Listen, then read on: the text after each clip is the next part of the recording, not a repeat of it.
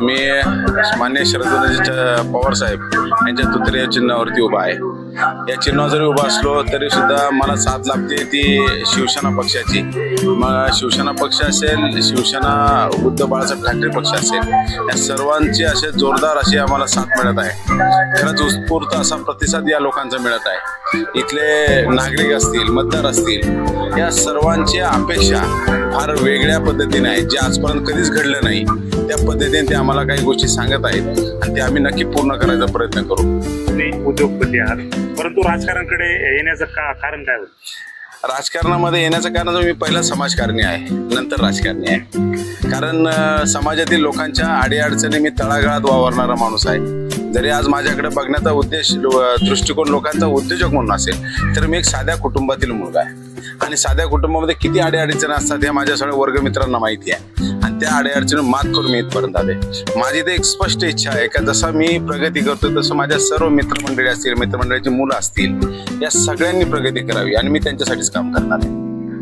तुम्ही नागरिकांना काय आव्हान? नागरिकांना मी परत एकदा तसंच आव्हान करेल का येणाऱ्या 5 तारखेला तुतारी चिन्ह असेल, धनुष्य चिन्ह असेल, या दोन्ही चिन्हांवरती मतदान करून आम्हाला भरभरून मतदान करा आणि विजय करा ही विनंती. विकासाचं काय विजन असणार आहे?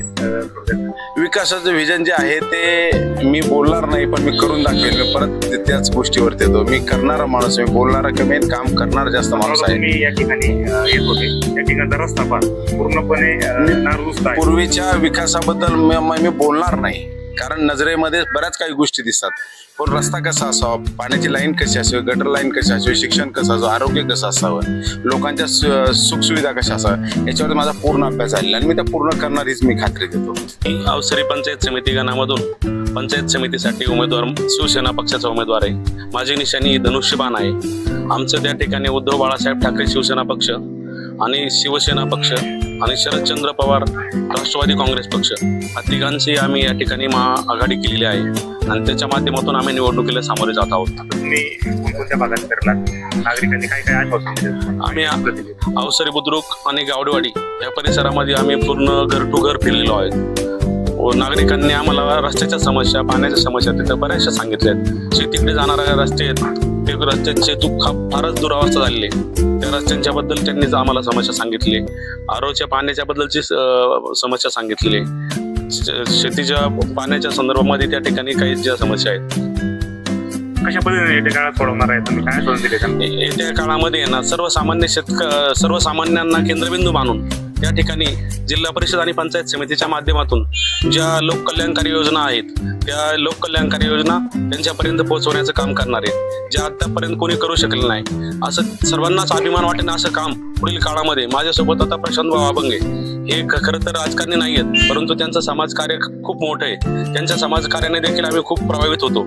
मी 2002 पासून शिवसेनेचं काम करतोय, पण तेव्हापासून आम्ही पाहतोय प्रशांत भाऊचं काम खूपच वेगळं काम आहे. अशा माणसांची खऱ्या अर्थाने राजकारणामध्ये येण्याची गरज आहे. मी सर्वसामान्य शेतकरी कुटुंबातल्या व्यक्तीला माझ्यावरती पंचायत समितीची उमेदवारी दिली, त्याबद्दल मी तिन्ही पक्षाच्या नेत्यांचं मनापासून आभार मानतो. कारण चांगली लोक जर राजकारणामध्ये आले तर चांगलं काम होऊ शकतं आणि आमची काम करण्याची तीव्र इच्छा आहे. आम्ही आता नागरिकांमध्ये फिरतोय, लोकांमध्ये प्रचंड उत्साहाचं वातावरण आहे. आता इथून पाठीमागं 40 वर्ष लोक खूप दबावाखाली होती, परंतु आता दबाव झुगारून देण्याच्या स्थितीमध्ये लोक आलेले आहेत आणि 100% आम्हाला खात्री आलेली आहे की आमचा विजय हा निश्चित आहे. येत्या 7 तारखेला आम्ही 100% दोघंही विजयी झालेलो असू आणि दोघंही नाही तर पलीकडच्या पंचायत समिती गणामधले मनोहर बंडू इंदुरे हे देखील विजयी होतील, याबद्दल आमच्या मनामध्ये कुठल्याच प्रकारची शंका नाही. कारण नागरिकांमधून उत्स्फूर्त प्रतिसाद मिळतोय.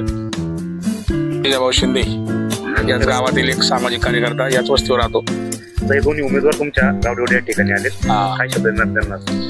नाही, आता उमेदवार असे आहेत की प्रशांत भाऊ अभंगे यांना कुठलंही पद नसताना जवळपास अवसरी खुर्च्या शैक्षणिक क्षेत्रामध्ये कोट्यवधी रुपयाचा त्यांनी त्या ठिकाणी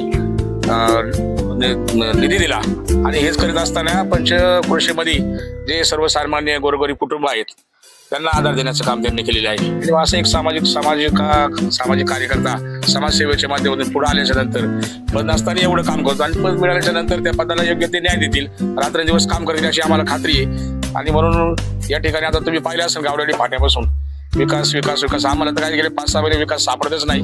काही लोकांना अचानक जागा आणि स्वप्न पडलेले म्हणले विकास विकास विकास ते आता आम्ही शोधतोय तो विकास कुठेही तो अजून काय आम्हाला दिसला नाही तुम्हाला कुठे दिसला असं सांगा तुम्ही. काय सांगणार गावडेवाडी इतरांच्या वतीने दोन्ही उमेदवारांचं काय आव्हान काय सांगणार? आतापर्यंत दोन्ही उमेदवारांना मी हे सांगेल का जिल्हा परिषदेच्या योजना आहेत आणि पंचायत समितीच्या ज्या योजना आहेत त्या आधी शिराई मशीपासून तळागाळातल्या सर्वसामान्य स्त्रीपर्यंत त्या पोहोचल्याच नाही. पाईपलाईन आली तिकडच्या तिकडे पाईप हाडक होत्यात, मोटारी आल्या तिकडच्या तिकडे हाडक होत्यात, इतर जे काही साहित्य मिळतं तिथून पंचायत समितीमधून त्या खालच्या पातळीपर्यंत येतच नाही तळागाळापर्यंत. आणि अशा पद्धतीच्या योजना कल्याण भाऊ 100% राबवतील. आणि दुसरं एक या मतदारसंघाचा विशेष आहे की अवसरी बुद्रुकच्या इतिहासामध्ये पंचायत समिती सदस्य अवसरी बुद्रुकचा कधीच झाला नाही. या निवडणुकीच्या रूपाने अवसरी बुद्रुकमध्ये एक इतिहास घडणार मतदारसंघामध्ये आणि कल्याण भाऊ त्या ठिकाणी पंचायत समिती सदस्य होणार. हे प्रथमच सदस्य होणार आहे त्या गावात. कारण जिल्हा परिषद झालेत परंतु पंचायत समिती या गावाला अद्याप मिळाली नाही. त्यांच्या रूपाने पहिल्यांदाच हा उमेदवार त्या ठिकाणी सदस्य होईल आणि त्या ज्या योजना आहेत पंचायत समितीच्या त्या आमच्या तळागाळापर्यंत सर्वसामान्य माता भगिनीपर्यंत पोहोचतील याचा आम्हाला पूर्ण विश्वास आहे. आणि म्हणून विकास करण्याच्या दृष्टिकोनातून आमचं पूर्ण गाव त्यांच्या पाठीमागे उभं आहे. आता दुसरं असं आहे की इकडं तुम्हाला कार्यकर्ते कमी दिसतील कारण दुसरीकडे डझनभर कार्यकर्ते आहेत. त्याच्यामुळं आमच्याकडे पाठीभर नाही पण वाटीभर आहे. त्याच्यामुळं आम्ही असे कट्टर आहेत.